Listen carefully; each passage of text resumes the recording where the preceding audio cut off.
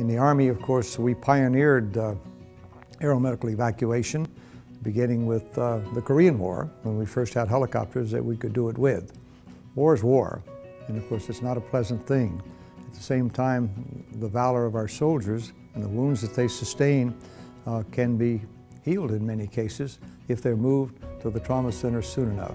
Now, emergency medical services in the civilian communities provides the same benefit for survival.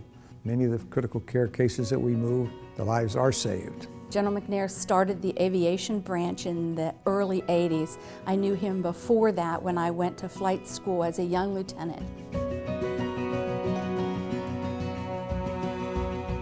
And I was in Air Force ROTC through Portland State University.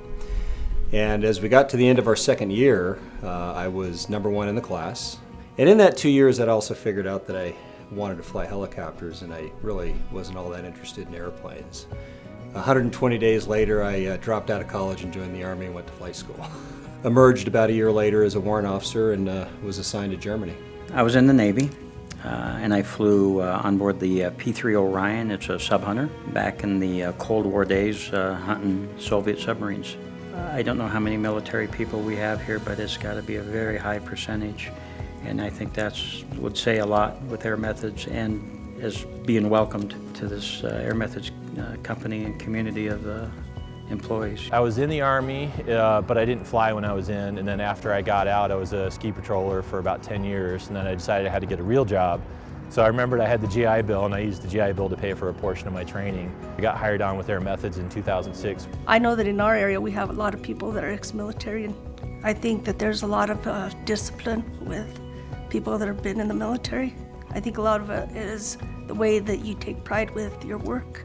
We're all about taking care of people, and it always seems to be an emergency type situation with the air medical services. So it's really a service to the country, a service to the community.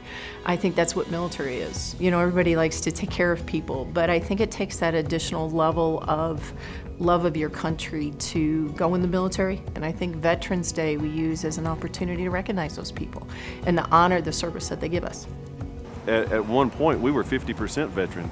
We have 2 of the medics that were veterans, myself as one of them, and all 4 of our pilots were veterans. One of them is even a West Point graduate. Pretty impressive group of folks, and they all seem to carry that with pride and continue that same pride with the company. We serve people. In Air Methods, we serve our community, and in the military, we serve our country. And after having a residency for 5 years, I joined the Army. And I joined because I wanted to see the world.